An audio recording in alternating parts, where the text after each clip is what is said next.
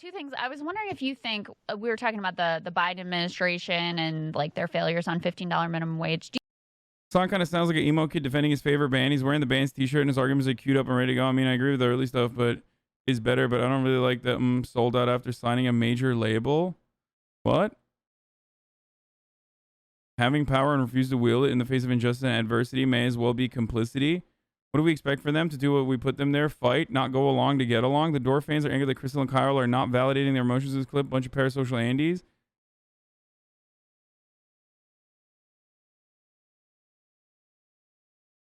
In 5 minutes, Hasan went from not knowing what the squad can do to leverage power to agreeing with Kyle that the squad has squandered opportunity to choose to leverage power. I appreciate the leftist YouTube media bubble, but the lack of clear conviction and urgency to hold politicians accountable. Okay, Weirdo Andes, if you just say you don't watch my fucking stream, like I literally yell about the squad not doing enough as well. In this conversation that I'm having, I was referencing that like people's expectations of like the squad dismantling American imperialism is relatively silly. And for the most part, same criticisms can be launched towards Bernie Sanders as well. I mean, I literally criticized the AOC yesterday. Not saying that like they're doing the most, which is precisely why I agreed with Kyle in the end of this. All right, do you think the criticisms of the squad and the sort of more leftist members of the House and the Senate has been justified, or do you think it's been too harsh? I don't know what otherwise like anti-electoralist leftists like I don't know what they expect from the squad beyond like, you know, clippable moments like the ones that Ilhan Omar, who is incredibly fucking brave, gets to have, where she'll like, you know, ask a normal question to Anthony Blinken, and then the entire reactionary media circuit will just like unload onto her and be like, this, you know, Muslim woman wearing a hijab is actually an anti-Semite. I promise you, please believe us. But like beyond that, like what are they supposed to do? I mean, look, I don't know where you guys even fall on the force the vote stuff when it was first happening. Yeah. But I said something along the lines of like I wanted to force the vote on at least even the public option. Like if we're gonna symbolically push for something, well, I would have much rather had like someone who could potentially replace Pelosi, right? Without a replacement. It's like that is not even a hollow victory, it's a hollow defeat. And obviously that takes time, and like, you know, you have to work through the party infrastructure to have your troops ready basically for that opportunity. But I wanted to push a public option at least. Like, why are we not even talking about the public option now? Yeah. Like, I don't even want Medicare for all. I want a fully nationalized healthcare system. I think that is the best possible way. Is the most ethical way to go about it, and that's the best possible way to go about it. But I think Medicare for all was a good stepping stone towards that. Okay, like some form of comprehensive single-payer universal healthcare. But we're having a hard time expanding Medicare at this point. Like Medicare eligibility getting lowered to 55 is out of the question now. Now we're talking about like, you know, or even lower than that. Like it's ridiculous to me that like we have this expectation that like the squad is going to be a bunch of magicians that somehow magically are able to craft legislation. I mean, they definitely mess up. I know like Kyle tracks them very closely. Yeah, and let me interject. Great suggestions always, but ultimately, like, I don't know what they're supposed to do. So let me interject because I just want to break it down for you. So first, I want to separate some things out. There are criticisms that I think are totally illegitimate, and I think it undermines the cause of people who are going after the squad from the left. And the criticisms that I think are illegitimate is when anybody brings up something like corruption, or anybody brings up, they're just like Pelosi. If you can't see the difference between AOC, Ilhan Omar, Rashida Tlaib, Jamal Bowman, and Pelosi, you're just dense. Like you're a sloppy, unnuanced thinker. And so that annoys me. And the other thing, the corruption thing annoys me because words have to have meaning, guys. And corruption means you're taking money from donors and you're doing the bidding of the donors. if you think that's the case with the Justice Democrats, you're just factually wrong. They're not taking money and they're not doing the bidding of donors.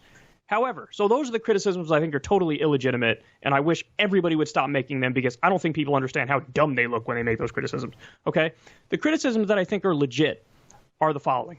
So yes, when they tried to do force the vote over Medicare for all, they didn't lift a finger on that front and they didn't agree with it. Okay, fair enough. The response from AOC was interesting, though, because she said, I don't want to do it on Medicare for all because there's no chance of us passing Medicare for all. We have to keep our powder dry for something where it could actually work.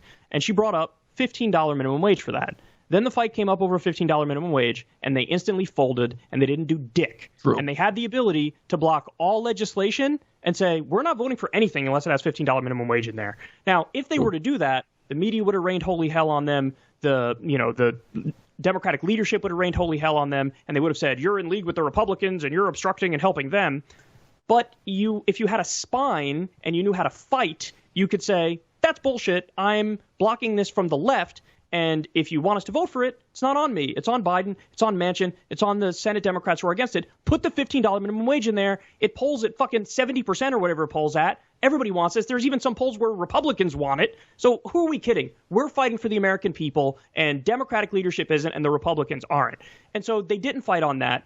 Where they're failing, it's a very simple answer. Here's where they're failing. They were sent there to do Tea Party tactics. They're not doing Tea Party tactics. They're fucking trying. White dude saying they don't have his spines is not a good look. Man, I don't give a fuck about looks, okay? Shut the fuck up. To play the inside game and try, like, if I'm nice to Pelosi and I'm nice. People don't understand, like, Kyle's background and, like, what he's done and how much responsibility he could potentially take for, like, even AOC's political career starting off as a consequence of, like, the Justice Democrats. And you're over here talking about spines and shit. Like, shut up. Fuck your optics. To leadership, maybe they'll give me some crumbs of change and I'll like that.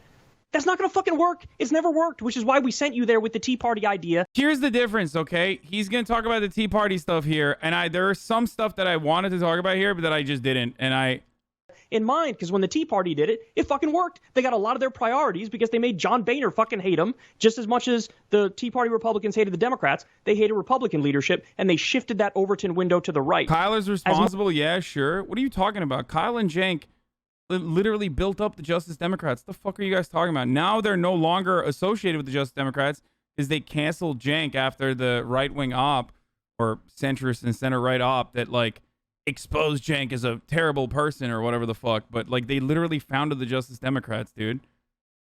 Man, what the fuck? What? Yo, Jesus Christ. He's expecting these young women to martyr themselves? Okay, hey, quit it with the baby gloves, you fucking weirdos in the chat. These are representatives, okay? They're not your girlfriend. Like, stop with this, like, oh, they're expecting them to martyr themselves. No, Kyle is expecting them to fight, and he's correct. Now, there is more nuance to it than just like, oh, they're not fighting as hard as they should for us, specifically as it pertains to a comparison to the Tea Party. The Tea Party here is not the best comparison because the Tea Party's goals are pretty much aligned with the rest of the Republican Party.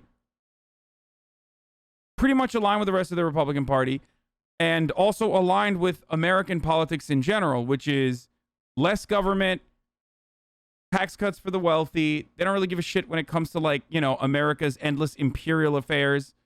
So that's precisely why the Tea Party can get away with that. And also the Tea Party is an opt, as we know, created by billionaires that also fund the Republican Party.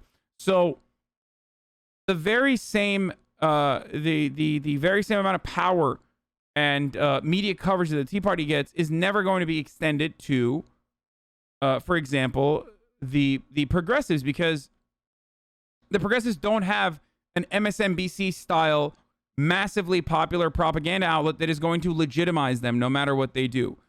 The progressives have us, okay?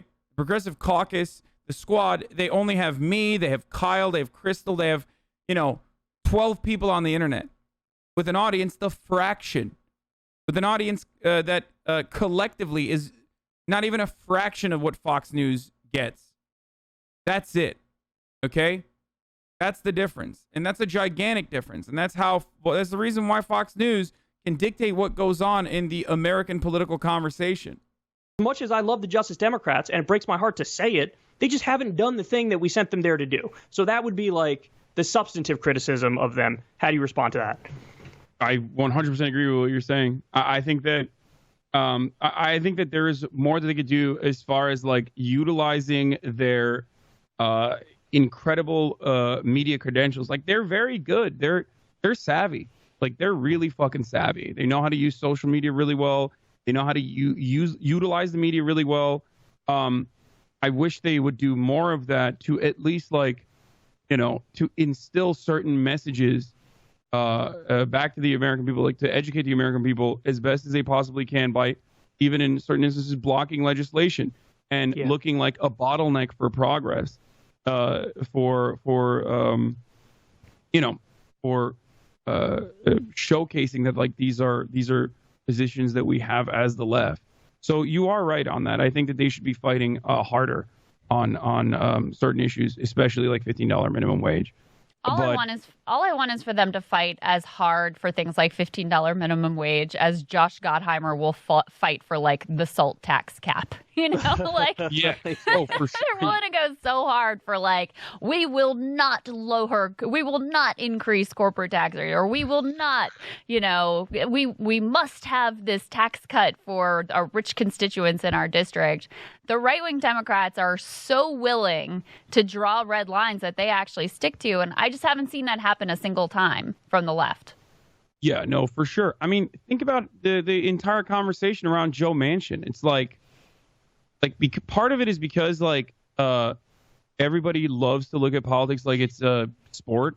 So we analyze the districts and states. Like Joe Manchin is not supposed to be. There is not supposed to be a Democrat in West Virginia. It's plus 35 Trump state. You know what I mean? Like that's crazy that Joe Manchin is there. So we have to like sit there and have him play this song and dance to do his like own personal branding project.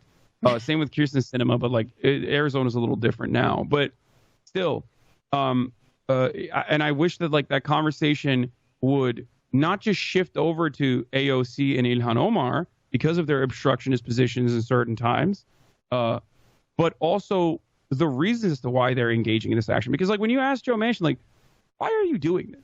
Like, why don't you want to increase minimum wage? Like, he has no fucking answers for that. There's more too. There's a lot more that I talked about. I don't know why people are shitting on me in this clip if I'm like agreeing with.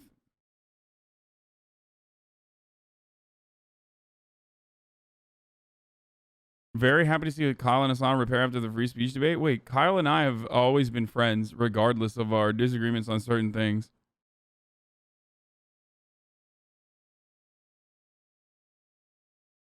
This guy unironically thinks I don't know how to leverage power. Like he thinks that I'm like when I say what are they supposed to do, he assumes that like I just have absolutely no fucking idea.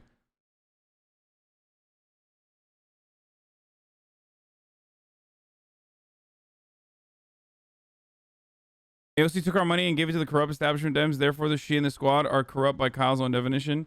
Hasan isn't a smart guy. He just appeals to Zoomers. Lol. Oh, God. Okay.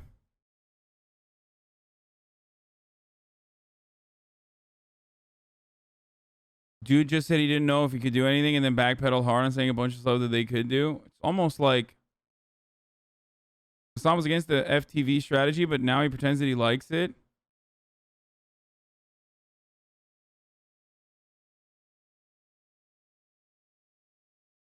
He correctly pointed out that the call to action was flawed in ways that would ultimately come back to bite the progressives in the ass. It's crazy how FTV people still haven't addressed the media shitstorm that would have come along with it.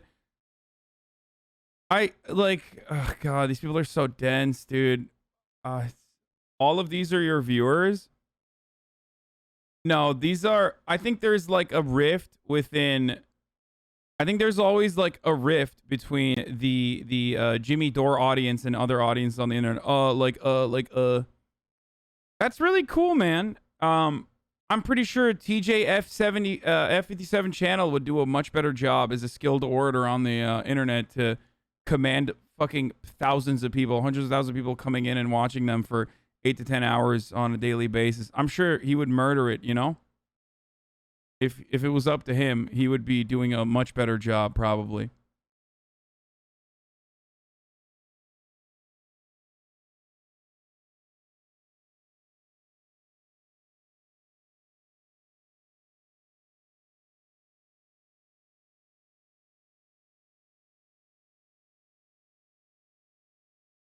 God, YouTube is still pathetic in so many different ways. Why are you such a masochist? Stop reading YouTube comments. I haven't done it in a while. I just wanted to see. Orange Beanie Man sounds like a clown. What's the point of voting for any of these people if they have absolutely no expectations to get anything done? Is that what I said?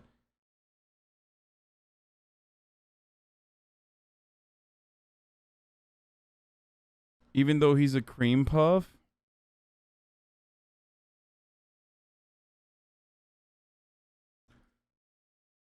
Do a great job, but it probably makes it harder to do a concise sound bites for a show like this.